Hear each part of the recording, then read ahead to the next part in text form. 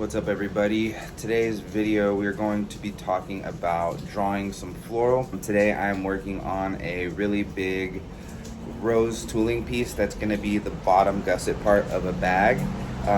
But rather than making the whole bag and giving a little bit of information, I'm going to talk a little bit more in depth about the actual drawing of the floral and some stuff like that.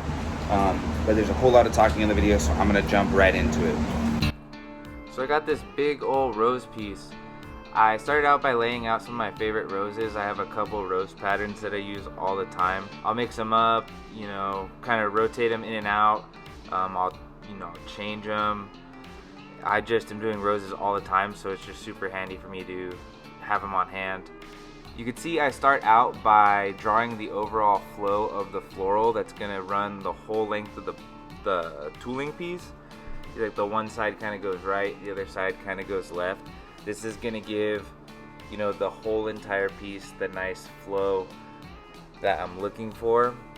And then you also notice that when I'm drawing my floral pieces, I'm using, basically the dead space between the flowers. On a big piece like this, that's kind of, in a way, it's kind of just like a massive belt. We're doing this like really nice long flowy running pattern. And then you'll see I start out by drawing in usually my bigger large swirls.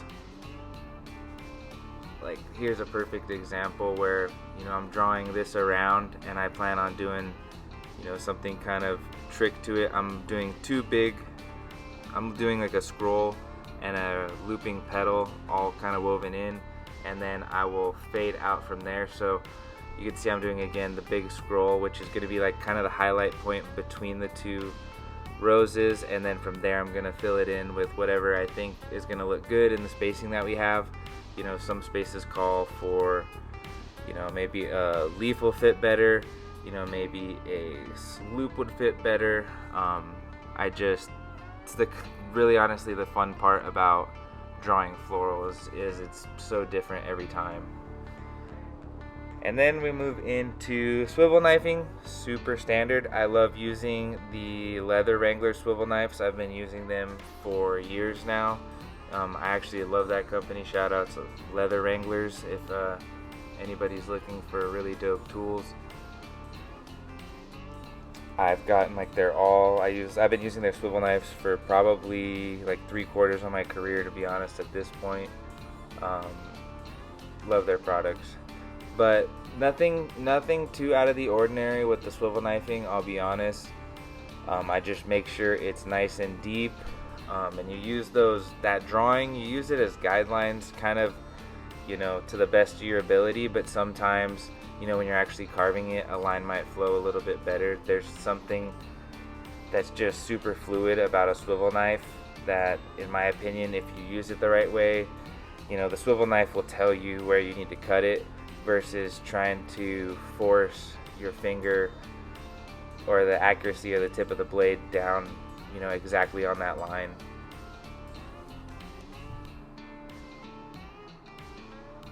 The only other notable thing I think worth mentioning with the swivel knifing process is you see I start at the end usually and then work my way down towards the base of the vine. There's like a never-ending focal point. I usually start at the farthest point and work my way down. It just helps everything flow better. I think pretty much everybody does it that way, but here it is, all swivel knifed and ready to go. So I will rub off some of those excess wear marks from that pencil. Any rashing that I may have given it, I will rub down and then hide within all the tooling and the beveling and the detail. So I always start off by doing the pear shader or the thumbprint tool on pretty much all my flowers. I love doing these roses. It really makes them pop. And the cool thing with roses is that there's so much detail that you can kind of do each one so different than the last. You could use different techniques. But honestly, I love tooling roses. It's for sure my favorite. and then we'll move on to the beveling. You see how I beveled the roses, and then I go ahead and bevel in all the swivel knife marks. The beveling is what really makes the tooling three-dimensional. It goes from a flat piece of leather to, you know, now it's got layers on top of layers, and now you're getting that really realistic kind of three-dimensional look. Like you'll see right here when I tool this middle section how much it actually looks like those pieces of vine are woven. And I'm using my Berry King bevelers as well as the Berry King maul. I got a 1-pounder. I love my Berry King bevelers. They're my go-tos. Once I got them, I've never beveled with anything since then, unless it's like to do a couple stamps and then realize how trash everything else compared to Berry King bevelers. So, you know, other than that, I use a whole wide variety of different brands for my other tools though. You know, I use a different pear shader, you know, almost every month. I like to just mix it up, you know, maybe not every single month, but I'm always kind of tweaking with my style and trying to get better with every, you know, with every tooling. And then we move into the thumbprint tool or the pear shaders, which goes pretty quickly. We do those on all the leaves and all the petals, and then we will do the scallop tool, which I put throughout the vines just to kind of give it some texture, and then I also knock it into the leaves. And then after that, we just go into good old backgrounding. This piece is huge, and I don't normally use this giant backgrounder, so it was kind of goofy trying to figure out and use, you know, such a giant tool. I mean, you know, I am a professional, so by, you know, a couple minutes into it, it was easy to use, but it was definitely strange. Had to look at the shapes a little differently. And then what I'm doing now is hitting it with the decorative cuts, and there we go.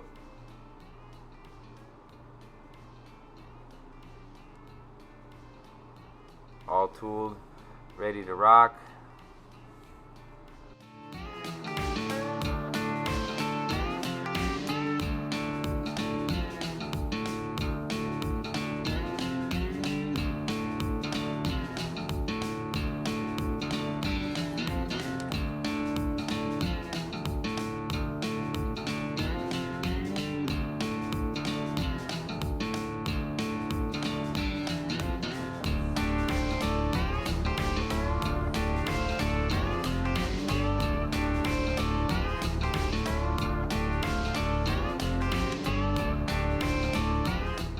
Hope you guys enjoyed. It was a fun little video. It was a really fun piece. That was probably one of the funnest giant floral pieces that I've ever carved, if I do say so myself.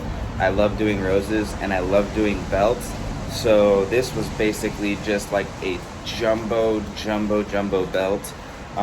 The way that it ran long ways, it really gave me belt vibes, except I could fit way more detail in there because on account of how giant it was, I think it was, I don't know, maybe 40 inches long and 7 inches wide or something like that. I don't remember the exact dimensions, but anyways, if you enjoyed that video, let me know. If there's anything you want to see me do, please leave it in the comments. Thank you guys for watching. Tell your friends, like, comment, subscribe, all that YouTube stuff.